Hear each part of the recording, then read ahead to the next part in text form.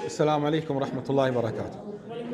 الحمد لله رب العالمين وصلي وسلم على نبينا محمد وعلى آله وأصحابه. أشهد أن لا إله إلا الله وحده لا شريك له وأشهد أن محمدا عبده ورسوله. ما بعد، فإن أصدق الحديث كتاب الله وخير الهدي هدي نبينا محمد صلى الله عليه وسلم وشر الأمور محدثاتها وكل محدثة بدعة وكل بدعة ضلالة وكل ضلالة في النار.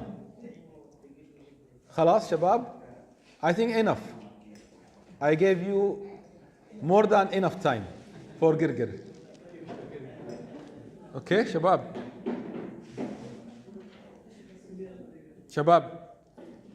okay, pay attention please.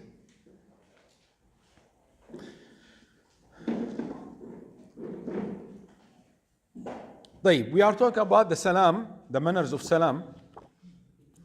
And as quick review, we mentioned last week, with starting Salam, Sunnah, Mustahab, recommended, and to reply, returning the Salam is Wajib. Okay, many scholars said to start, Mustahab, and to reply, Wajib. And we mentioned what are the Salam statement, Assalamu alaikum, Assalamu alaikum wa rahmatullah, Assalamu alaikum wa rahmatullahi wa barakatuh. And we mentioned also, don't start with alayka salam. Okay, don't say alayka salam, you should say assalamu alaikum. Okay, and also we mentioned that sometimes you need to repeat the salam 3 times. You need to repeat the salam 3 times if you think that they did not hear you, or if there is a big gathering, a big hall like the wedding party. Also, it should be enough. It should be loud enough that they hear you. Okay? It is not enough to say the salam silent and they cannot hear you. And the same thing when they reply the salam. And also the salam should be for every Muslim. Every Muslim. As-salam ala man, as the Prophet ﷺ said, As-salamu ala man arafta wa man lam ta'rif.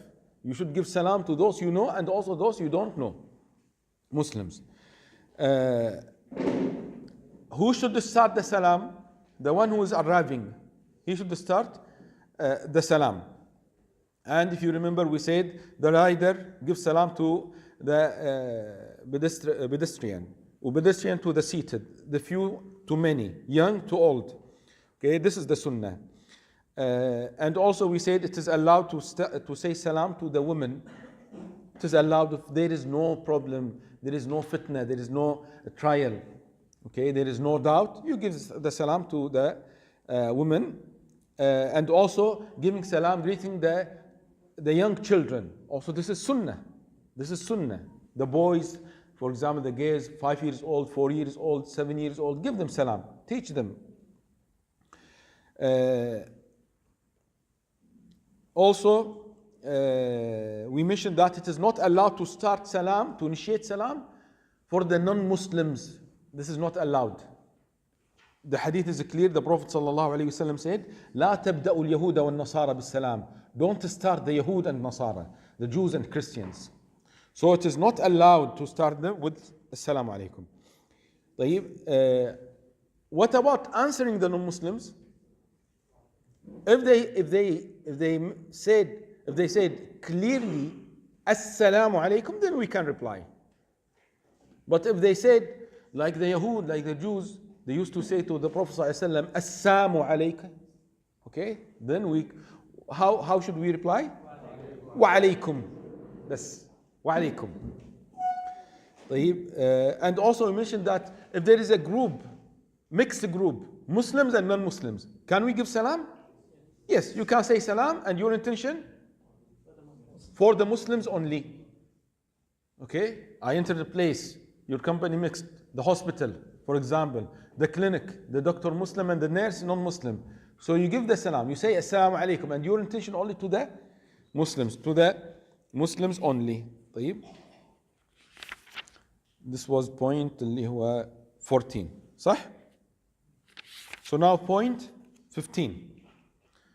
Or we finish point 15, I think. For the musalli, for the praying person, we finish? طيب. And also for the, yes, we finished 17. We finished 17, صح? طيب, now 18, huh? Should we say like this, Assalamu alaikum, or say Assalamu alaikum? Sometimes we say Assalamu alaikum, we don't know what does it mean, that the wording is not very clear. Assalamu alaikum, normally we say this one. Is it right to say this way, or we should say Assalamu alaikum? With tajweed, يعني. Salam is salam. Salam, quick or slow, it is salam. Okay, but we say it should be clear. Assalamu alaikum or assalamu alaikum. يعني I should not make it very long. Assalamu alaikum. It is not a TV program, يعني. طيب, number 18. Number 18. صح? Which page?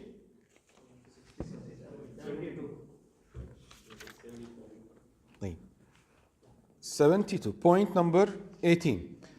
It is disliked to greet someone who is relieving himself. طيب. There is hadith, the Prophet ﷺ said, or Al-Muhajir ibn Qunfud radiyallahu ta'ala an. He gave salam to the Prophet ﷺ while urinating. The Prophet ﷺ was urinating. So he gave him salam. The Prophet ﷺ did not return the salam, did not reply, alayhi salatu wassalam. Then he said, sallallahu alayhi wasallam, inni karihtu, I indeed disliked that I should remember Allah azza wa jal except while being in a state of purity. So it is clear that the Prophet ﷺ said makruh, yani karihtu. And this is a general rule. This is a general rule. From this rule, the scholars mentioned that it means it is recommended that if you want to remember Allah, make wudu. For example, you are sitting at home after Isha, okay, and you want to say Subhanallah wa bihamdih 100 times, for example, 100 times. So can you say it? Yes. But we'll recommend to make wudu. Make wudu. Why? Because of this general rule. Okay? طيب. If you notice this hadith, that there is a point, inshallah this will come later when we talk about the etiquettes of the toilet, the bathroom. But also I'll mention this. They say it is not allowed, it is haram, some scholars say it is haram to talk inside the toilet. صح? Maybe you read this or you hear this. Okay, what is the proof? They say this is the proof. How? They say because returning the salam, as we mentioned, what is the ruling of returning the salam? Wajib. The Prophet ﷺ here did not reply the salam. So the Prophet ﷺ did not do the wajib, the compulsory rule, because of he is inside the toilet. So other kinds of speech, also it is haram. But other scholars like Sheikh Al-Albani, rahimahullah, okay, Instagram is working. Can you check please? Working? Tamam. So Sheikh Al-Albani said, if you focus on this hadith, you will notice that the number one, the Prophet ﷺ said, I disliked. So he did not say it is haram. This is number one. Number two, wa alaykum salam, saying wa alaykum salam is a kind of dua and dhikr. So the Prophet ﷺ mentioned that the dhikr is makruh. The dhikr, number two, the Prophet ﷺ said makruh, disliked. He did not say haram. Number two, he's talking about the dhikr. Because saying wa alaykum salam is dhikr. Number three, the Prophet ﷺ was in the process. He was urinating.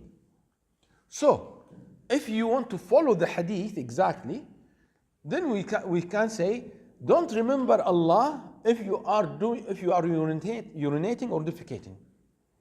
But for example, you are inside the toilet taking shower, and the adhan is, the muaddin is saying the adhan. Can I say with the muaddin? Yes, you can say. Why? Because I'm taking shower, or I'm making wudu, or I am changing my clothes. So what is the makruh? The dhikr when you are urinating. Okay, clear? Because it is strictly forbidden for for many people, for many scholars. And also we are teaching our children. Okay? If we hear our children talk inside the toilet, we shout them as if they are committing a major sin. And it is allowed. It is allowed. So there is no problem. I am inside the toilet. So my wife asked me, where is the key of the car? Okay, you can answer. Where is the medicine? You can answer. Okay? Your son, for example, asks you about a math question. Answer him. Okay? Yeah, it is not haram. It is not, but of course, I'm giving you as an example. I don't mean to teach your children and you are in the toilet. Tamam? Okay? Next point.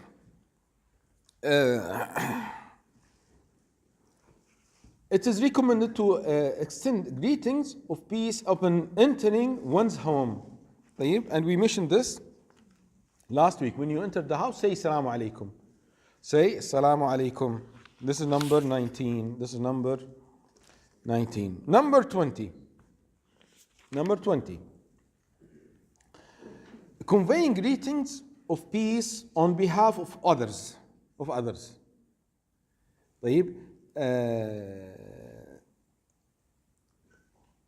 This is related in the Sunnah. For example, a man once went to the Prophet ﷺ and said, verily my father sends you greetings of peace. To which the Prophet ﷺ answered, alayka wa ala abika salam. Peace be upon you and upon your father. Like Khadija radiyallahu ta'ala anha. Okay?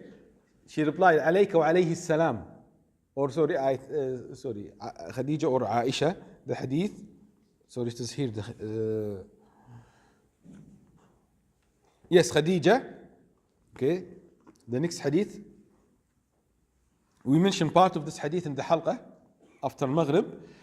She answered, indeed Jibreel sends you greetings of peace. She answered, and upon him peace and the mercy of Allah. And when the Prophet ﷺ conveyed Jibreel's greetings of peace of Khadija to Khadija, she said to the Prophet ﷺ, verily Allah is as-salam, and from him is all peace, and peace be upon you and upon Jibreel. Alayka wa alayhi salam. So this is sunnah. If I tell you, wallahi, my brother gives you salam, so you should reply, alayka wa alayhi salam. So you start with me, the one who is conveying the salam. Alayka wa alayhi salam. Peace be upon you and him. So this is sunnah. This is sunnah. طيب. Number 21. When you enter the masjid, and there is, for example, halqa or group of people sitting in the masjid, which is first? The 2 rak'ah or giving them salam? طيب. The famous hadith, a man entered the masjid, then he prayed 2 rak'ah, then he went to the Prophet ﷺ and he gave him salam. So the man started with the salah or with the salam? With the salah. So you enter the masjid, pray 2 rak'ah, then you give salam. Pray 2 rak'ah, then you give the salam. طيب.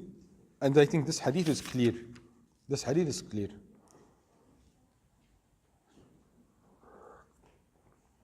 طيب. At the day of Jum'ah, he said it is makruh to start the salam.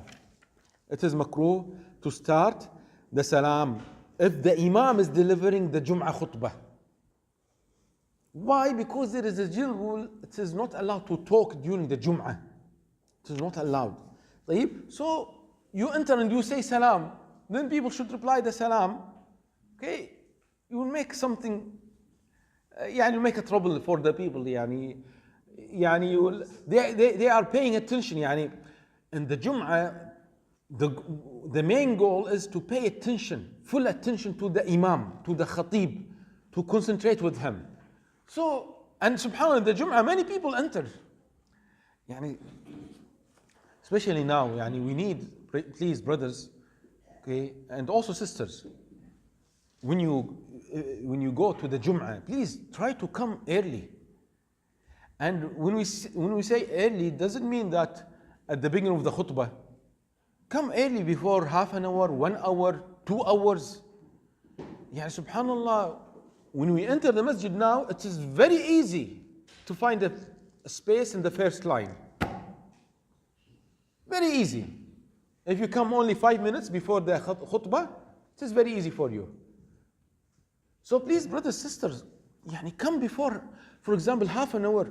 Give yourself time to pray for rak'ah, 6 rak'ah, 10 rak'ah, 20 rak'ah, to recite Quran, to make dua.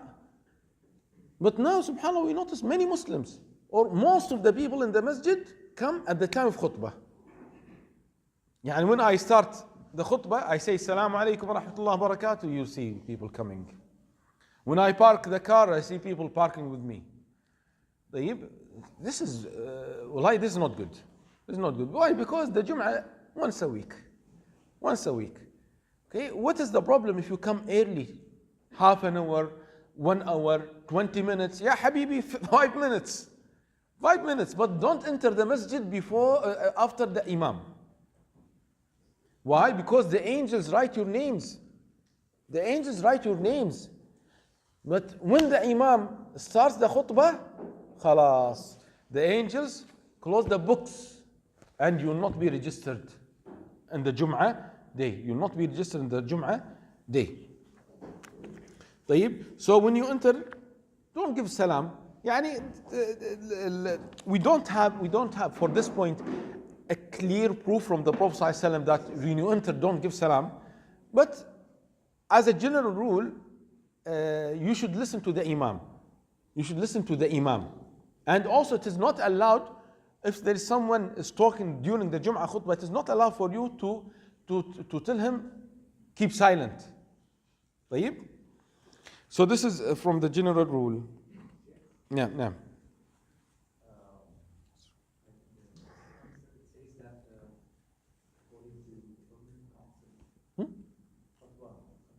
Okay.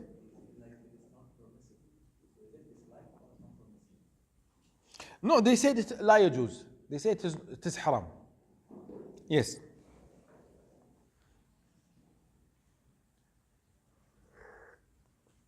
But as I said, يعني, we don't have a clear proof that during the khutbah don't give salam. We have the proof during the khutbah don't talk. Okay, it is not allowed.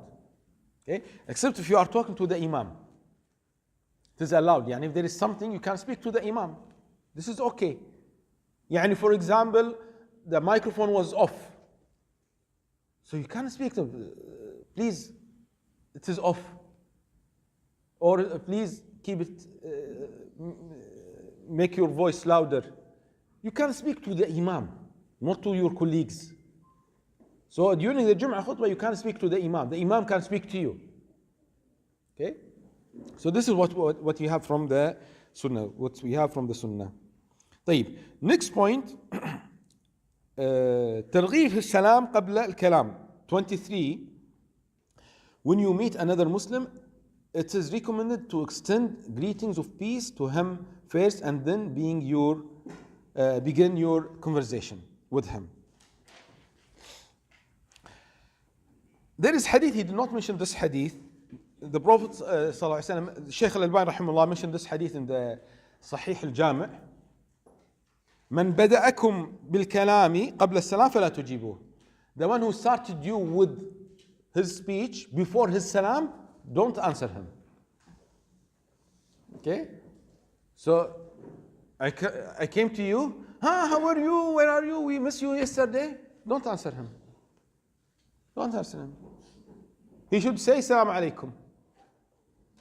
If he says Salaam alaikum, answer him. And now, subhanAllah, many people, they call you, how are you? Where are you? You missed the dinner last night. Habibi, say Salaam alaikum.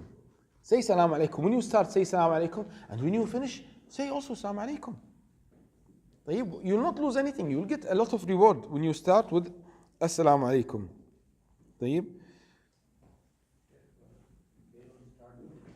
Sorry?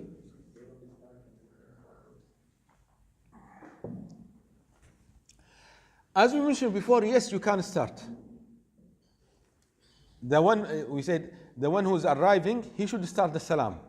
But if we make the opposite, yeah, for example, if the older, if the father said salam, started the salam to his son, it's okay. If the bigger group said salam to the lesser group, fewer groups, okay. Okay? So you can start the salam. You can start the salam, but this is not the sunnah. Okay, someone, Sheikh Al-Albani rahimahullah, he called his one of his students. Okay, so his daughter answered. Okay, so when she answered, she started Salaam alaikum. Sheikh Al-Albani called the house, and the daughter started by saying Assalamu alaikum. So Sheikh Al-Albani spoke to the father of his student, the father of his girl, and he said, the correct way, I should start the salam because I am the calling. It is like the one who is arriving. So if you are calling, you start the salam. I notice many people, okay, when I call them, Assalamu alaikum wa rahmatullahi wa barakatuh. Okay, wait, give me the chance, I should start the salam. I should start the salam. طيب. The next point, it is an important point, giving salam to Ahl al-Ma'siyah. Starting salam or giving salam to those who are innovators, who are bid'ah people, or they are disobedient. Okay, they are committing major sins. Okay, famous people of ma'siyah. Should we start them salam or not? We have a hadith, the Prophet sallallahu alaihi wasallam, if you remember, the three people who did not join the companions in the Ghazwat Tabuk, in the Tabuk battle. Okay, it was in the 9th year. Do you know the names? Ka'b bin Malik, Murara bin Rabi', yes. The third one? لا. The sisters, maybe the sisters know. Who's the third one? The sisters. They come add this in the Instagram. Yalla. Who are the three companions did not join the battle of Tabuk? We mentioned Ka'b bin Malik, Murara bin Rabi', and the third one. Yalla. The third one. There is no dinner, صح? No dinner tonight. Yalla. Yalla. I'm waiting for the answer. ما في answer? خلاص ما في dinner. Okay? هلال بن أمية. هلال بن أمية. مرار بن ربيع وكعب بن مالك رضي الله تعالى. Right جلال يلا سرعة. Right. The pen is not writing? ماكو فايدة. طيب. كعب بن مالك، هلال بن أمية، ومرارة بن الربيع رضي الله تعالى عنهم. كعب بن مالك، هلال بن أمية, and مرارة بن الربيع. طيب. So they did not join the battle, and this was a major sin. Why? Because the Prophet ﷺ told the companions, we are going to jihad and everyone should join. If you have excuse, you should show me your excuse. If you are sick or your wife is sick, your daughter is sick, you don't have money, okay, you cannot, you are blind, then okay. But if you don't have excuse, you have to join the jihad. So these three companions did not join them, and they don't have any excuse. So the Prophet ﷺ for 50 days, 50, for 50 days, the Prophet ﷺ boycotted them, boycotting. No salam, No, not speaking to them. Boycotting. Because of what? Because of a sin, a major sin. So, in Islam, that in certain cases, we can boycott people, not talking to them, not giving salam, not eating with them. طيب. Sheikh Ibn Uthaymeen said, rahimahullah, of course, when the Prophet ﷺ did this, it was very painful for them. The whole community, the Prophet ﷺ, the major companions, were not talking to them. So it was very painful. And this punishment was working punishment. But he said, now, if we do this, for example, or if you want to do this, suppose there is one of the brothers not praying in the masjid, or he is on and off, sometimes praying, sometimes not praying. So we tell him, Shuf, because you are not praying on time every day, you are not doing the jama'ah, we will not talk with you, we will not give you salam. Okay? He will be happy. He said, Yalla, ma'a salam, it's better. So Sheikh Ibn Uthaymeen and also other scholars said, if boycotting this person will work, you think it will work, it has a good impact, then do it. But if you think that if I boycott him, he will be worse, so give him salam and also give him nasiha, advise him.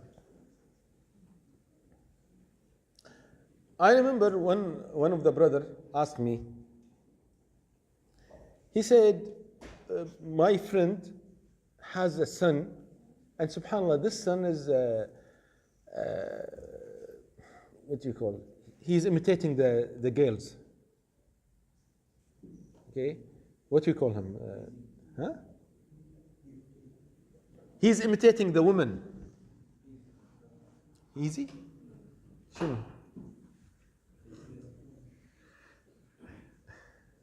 Okay, you know, okay, he's imitating them. He's walking like the woman, okay, and dressing like the woman, putting the makeup. طيب? He wants to be female. شلون؟ Gender? Pants? شنو أحرفها؟ Grants? تعرفونها خلاص trans. طيب. So he said his father is not he's outside the house for I forgot 3 years, something like this. So what can this father do with his son? I told him, okay, now he's boycotting his son for 3 years or 1 year. Okay, any benefit? He said no. If there is no benefit, why is boycotting his son? Maybe if he keeps his son with him at home, inshallah he will listen to his nasiha. He will listen to his advice. But you tell your son, Yallah, go outside, you are not my son, I am not your father. Then what? He will be in the jail? All drug addiction? Mark Vida, it is not working. Okay? So you have to balance. You have to compare the advantages and disadvantages. This person, for example, or this sister, sometimes one of the sisters remove the hijab. Okay? So now after removing the hijab, the other sisters should decide, should we boycott this sister? Should we speak to her? Should we give her salam? Or we should keep away from this sister or not? Okay? This is a sensitive issue. So if you think that if we avoid the sister, she will be worse. Okay, she will join another group, very bad group, so keep in contact, or keep in touch with this sister. But if you think that this sister doesn't have another group, so if you stay away, if you don't call her, if you don't give her salam, she will feel sorry and she will come back. طيب? So we have to, yes, we have to use the wisdom. Okay, this is very sensitive issue, and this is very important. Should I avoid them or I should stay with them? Should I give salam or not? I have to be careful. I have to be careful. Okay? Yani, today, one of the brothers called me. He said, my wife is not praying. My wife is not praying. He said, yani, for a short time, she's not praying. I said, how long? He said, 8 months. 8 months is too much. طيب?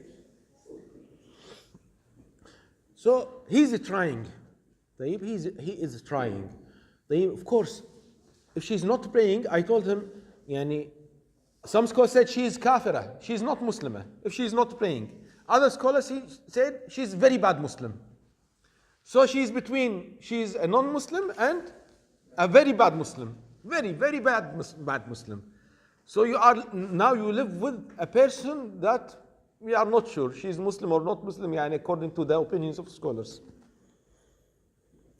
Okay, suppose we take the other opinion which says she is Muslimah, but she is not praying for 8 months.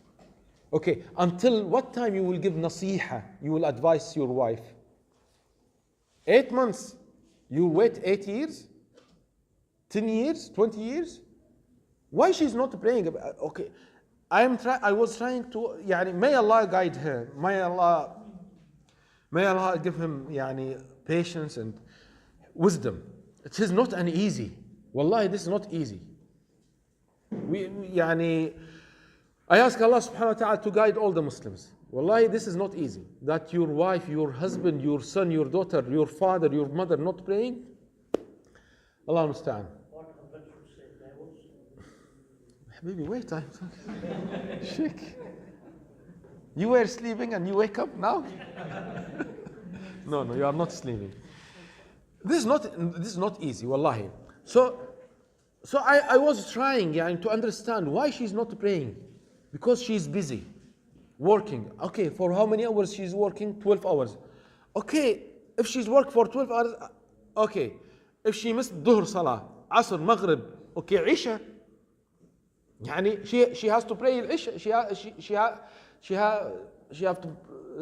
has to pray Isha. Fajr before she leaves the house. Okay, yani, if she wants to miss, okay, Dhuhr, Asr, Maghrib.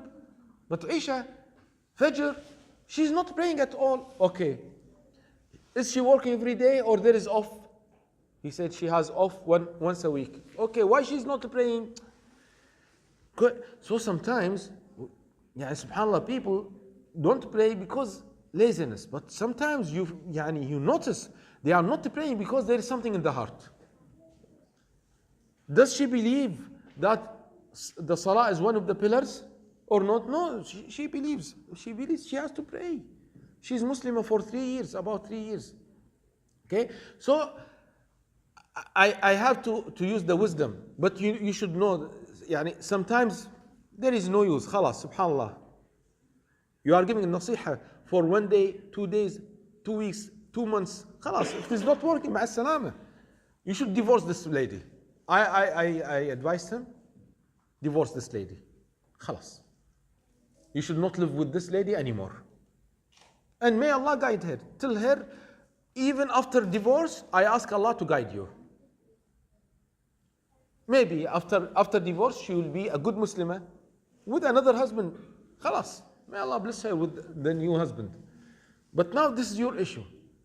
Because also there is another problem. He said, she's affecting me.